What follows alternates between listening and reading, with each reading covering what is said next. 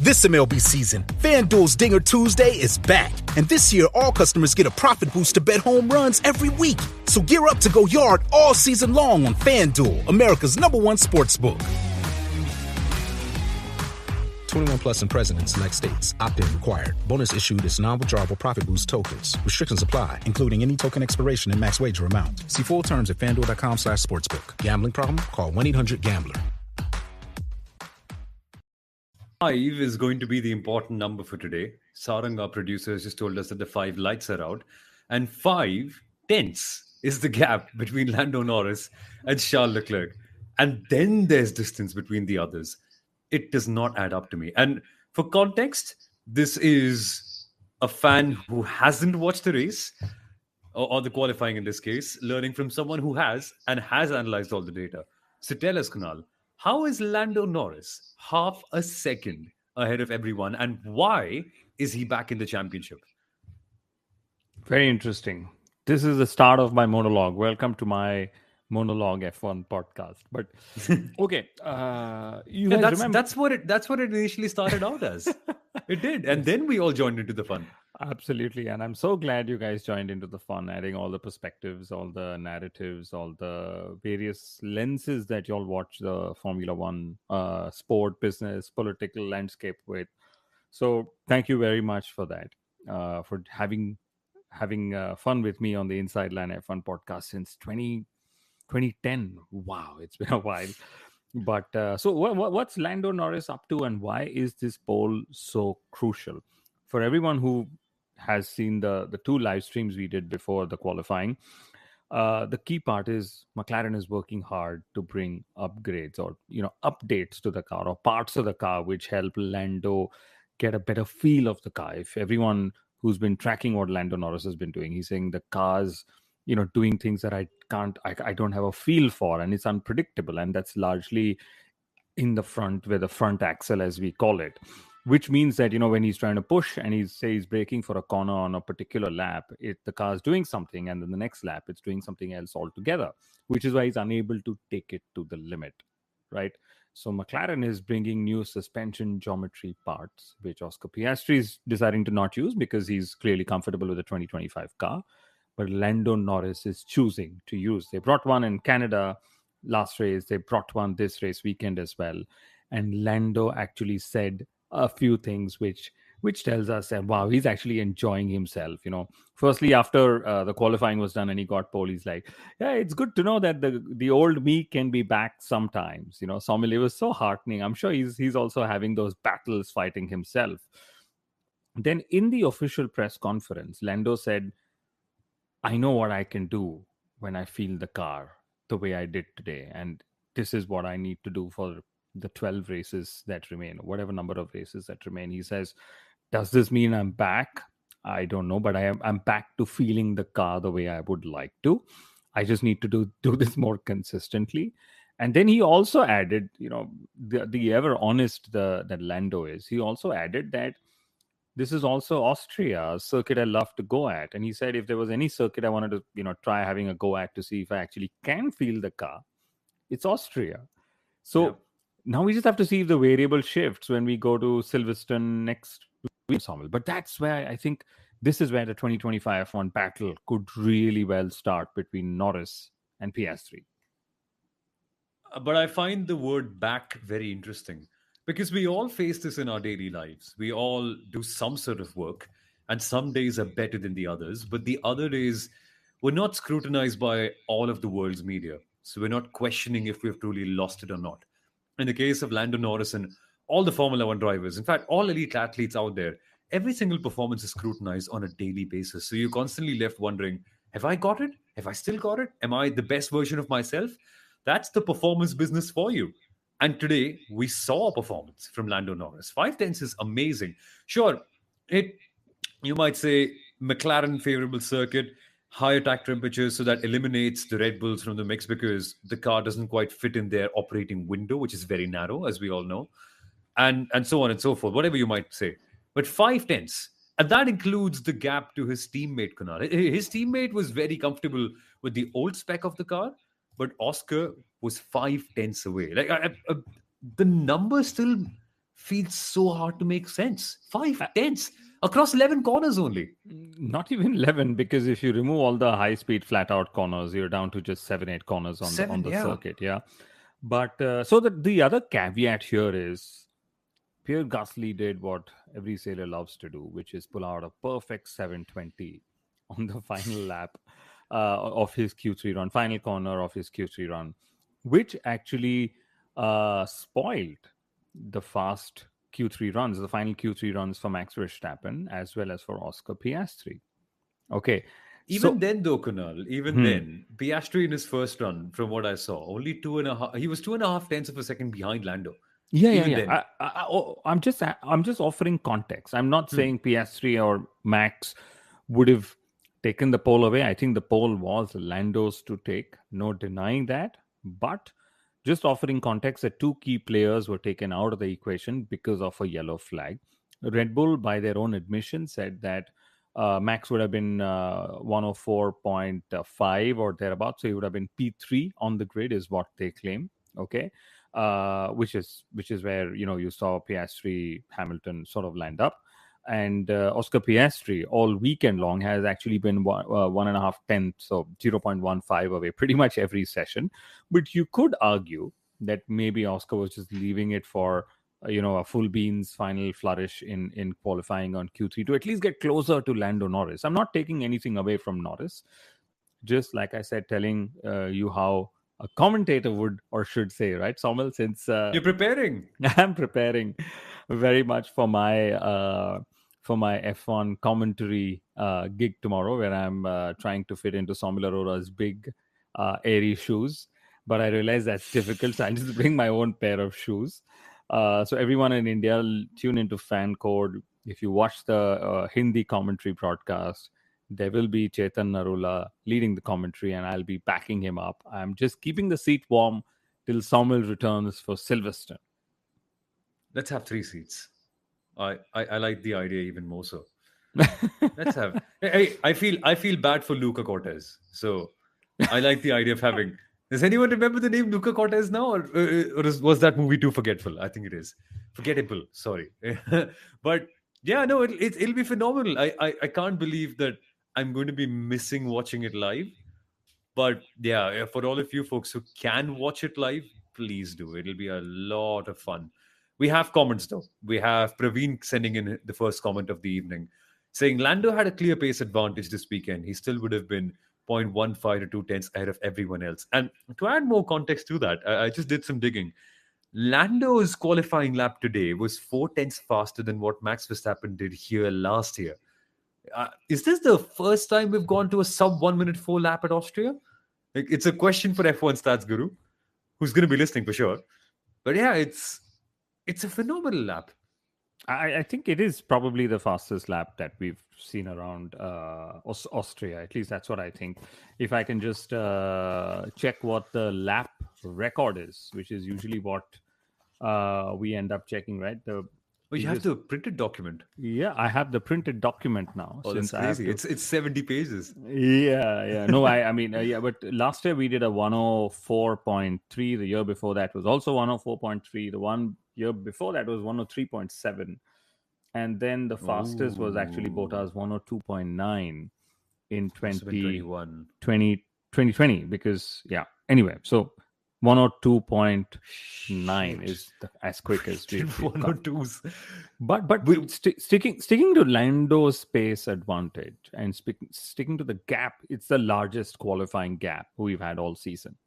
And we actually go back to remembering qualifying was being settled by half a tenth, in years being settled by half a second. So he's like 10x the regular gap. But that's 0.814% of the lap time. That's how massive that gap is that Lando Norris has pulled out. And it's a very easy way to calculate that. If you need help, just drop me a message. We'll figure it out. But when I just read out the other close gaps, in China, Piastri was 0.09%. That's how close we were in Suzuka. Verstappen had pole by 0.014%. Okay. Oof. In Jeddah, Verstappen had pole by 0.011%. Okay.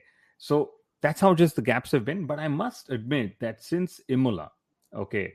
The gaps that have come have actually been much more. So Norris has had a 0.156 in wow, what race was that? Monaco, yeah. Then Piastri was 0.292 in Spain. Russell at 0.226% in Canada, and Norris is 0.814% in Austria. So just goes to show it's fantastic. But this is not over just yet. I know we are hyping up Lando Norris's performance, and I think it's good to do that because when he's not performed, we've been the first ones to point out that, hey, dude, you have a car, but you're not performing. And Second, he's the first one. yeah, that's true. Yeah, he's the first one to say that. Yes, that's true. But in the last 12, in the last 12 races, Somil, 5 have been won from pole position, but 8 have been won from the front row. Okay, so there is still a chance. Could we have a Charles Leclerc victory? What do you think? No, I know I haven't analyzed data enough, and I don't know too much about how the new Ferrari is behaving in terms of tire management and riding curbs as well, because those are two major factors that determine how well you do over a long race stint in Austria. But he has the racecraft, and Austria is a race where racecraft matters a lot more than at most other circuits because you will be fighting here. The interesting part is there is some separation. Like Piastri is third.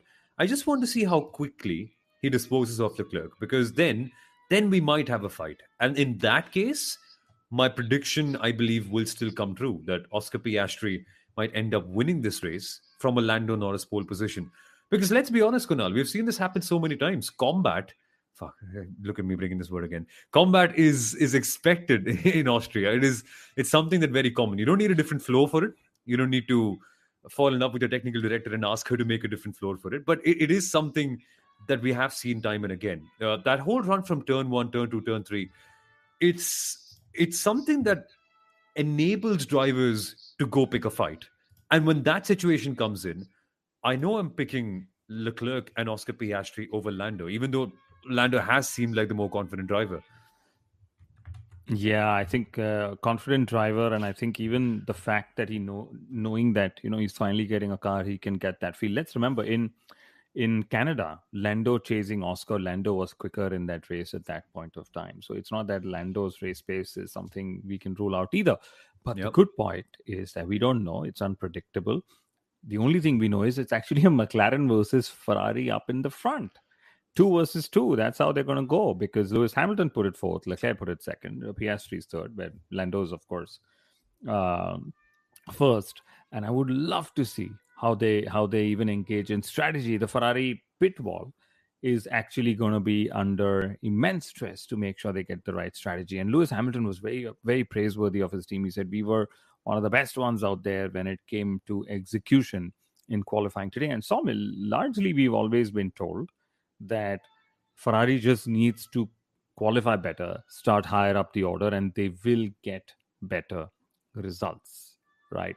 They brought in a floor upgrade for Austria, and they've suddenly matched the performances they pulled off the last time they ran the Carlo and got disqualified, which was China. So it could all be pointing in the right direction. And Leclerc actually said, I'd love to put Lando under pressure on Sunday. So he's actually going to go and go for win as well. Yeah. But do you honestly see a Ferrari win happening? Because even before they had to run their car higher because of the plank wear, they were very firmly second. That's where they finished last year in the World Constructors' Championship. What do you see happening in this race then? I think there's going to be a battle and they're going to go for it and they will use 2 against 1. I'd love to see Ferrari's team orders and how that plays out because they've had a lot of team orders in the last several races. If you remember, Lewis even asking, hey, should I let Carlos Sainz go through and so on. And what about papaya rules? I mean, will the drivers be allowed to race or will the driver in clean air get priority? Will the driver on track position get priority? Because McLaren's lead in the constructors championship is very well settled, right? How are they going to handle the drivers battle? Because they also know that Lando Norris has waited long enough to get this part to feel the way he needs to feel in that car. So, and what'll Oscar Piastri do? Will he panic, or will he just say, "Let me just bank in points," because this is a circuit where Lando's very comfortable at, very confident at. Let him just score more points, but I'll be back in Silverstone because Oscar's not going to give up easily as well. So Yeah. all points, 22 points to lead. yeah, absolutely, that's the lead. And Abhishek is here. He's saying, I feel Austria is also one of those places that allow drivers to hit back after being overtaken. So it would help if two McLarens pick a fight. And that's true. Even the tires, we saw in Miami that it was warm, but they could still fight and fight back and defend and come back to fight. So 70 laps of battling is what I'm really hoping for, and not a lot of tire management, Samuel. That's the key part. Could we be stuck in DRS trains? I hope not. Let them race. Let them race is going to be the motto. Austria, well, I haven't opened the race strategy pack yet, but safety cars, do we expect a lot of them here? Is that a I don't remember there ever being a safety car in Austria for the longest time. There's a high chance of safety cars typically, but I mean, I know that 71 laps is there since 2015. There have been 5 safety cars that have happened.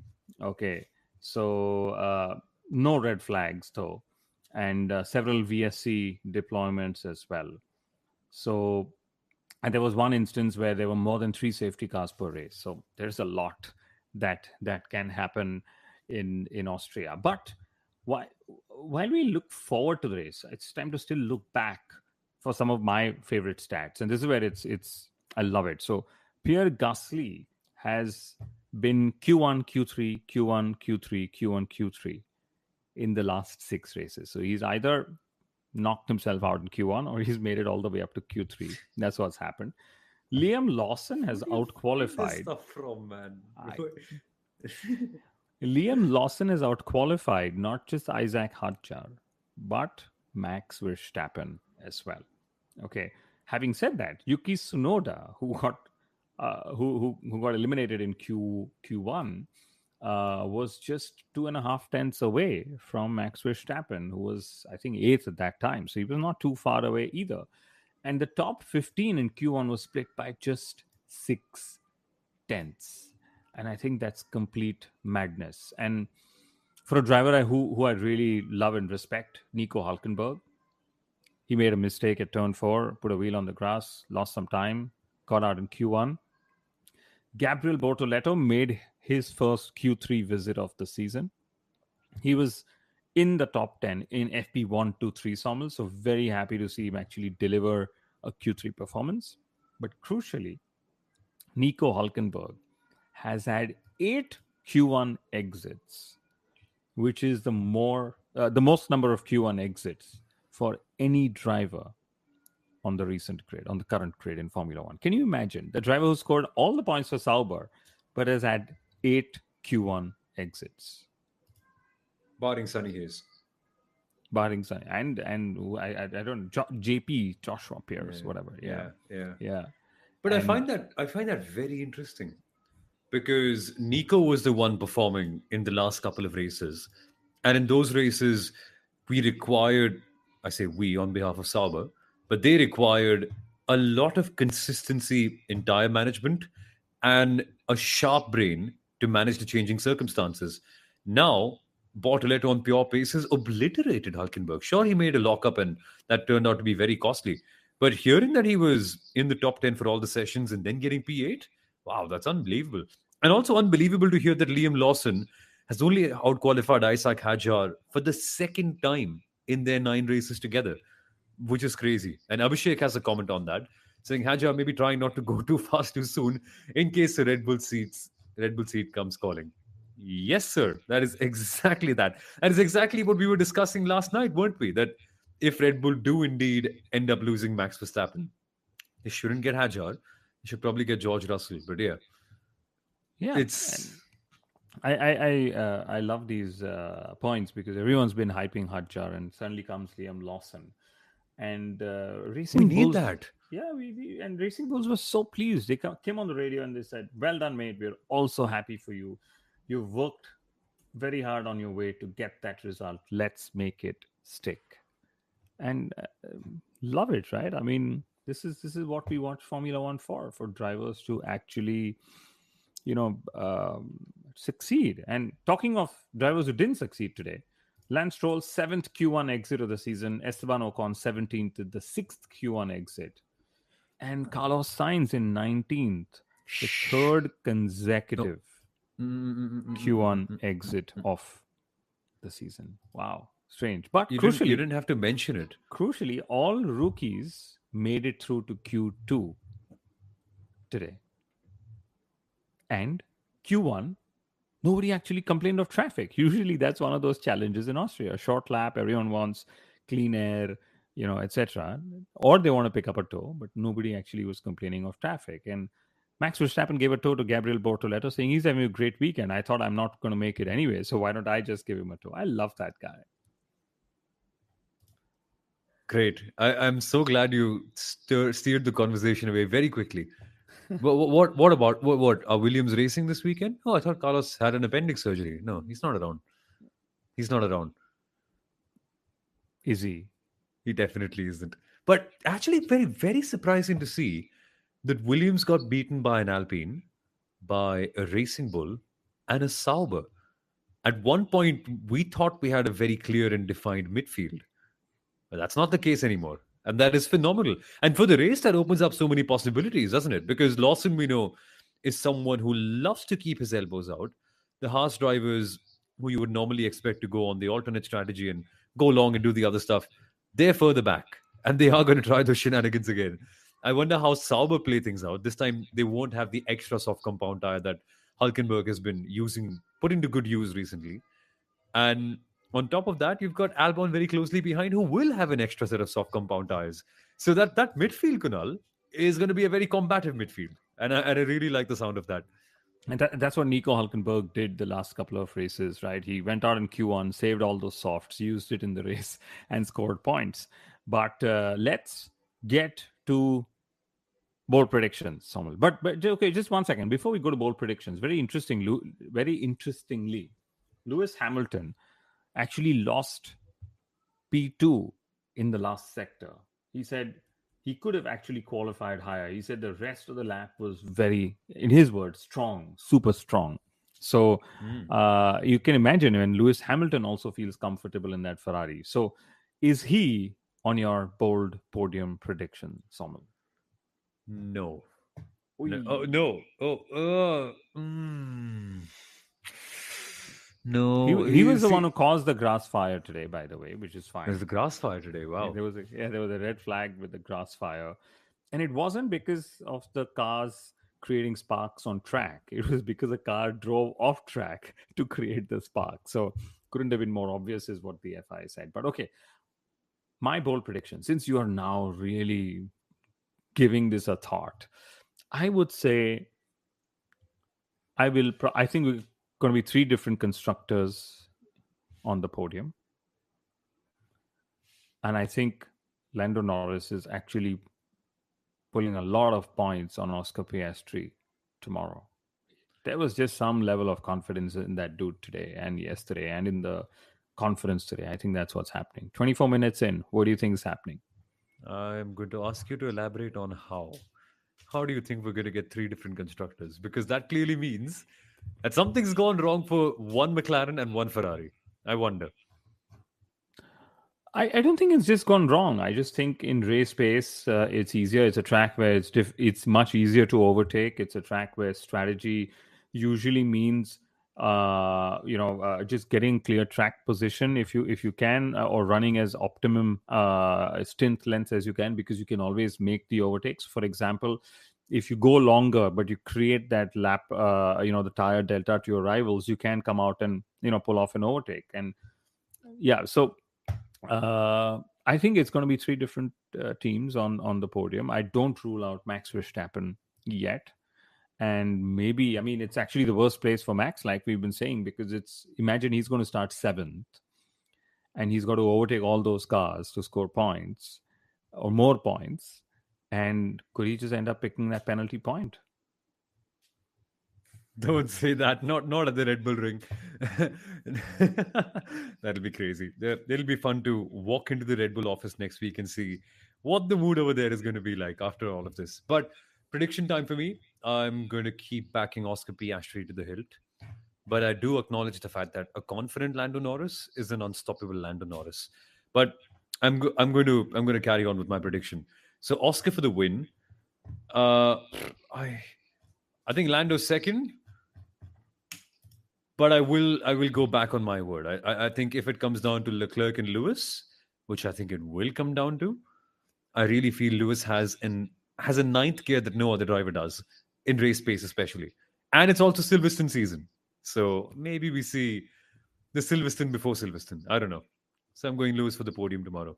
Last comment from Abhishek though. It's like every team barring McLaren, Mercedes, and Ferrari have two drivers who just can't be close together on the grid. Unlike Sonny and Joshua, back racing.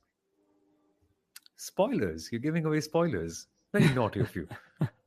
What about the other people? Sarang has also sent his prediction. He's saying Leclerc P2, Hamilton P4 may try and undercut around lap 13 to 15 if they're in McLaren's DRS, which is very, very possible. In fact, that's just one of the strategy implications that could happen if you make your driver in P4 pit and then you force your team ahead that you're battling to actually either respond to the stop or continue down that road in terms of what their optimal stint lengths are going to be. So will Ferrari actually pressurize McLaren into making a stop? And let's remember, McLaren, with their amazing ability to control rear tire temps, it's going to be extremely hot on Sunday. So maybe Yeah. McLaren is just going to be dominant either way. And then it's about Papaya rules. Please don't bring them Zach. Please don't bring them Andrea. Let them just go and race. Exactly. And I hope Ferrari doesn't have any major issues because if we see 2v2 racing, that's better than anything. You could see so many strategic games being played and then two drivers unleashed and two other really good drivers waiting to pounce.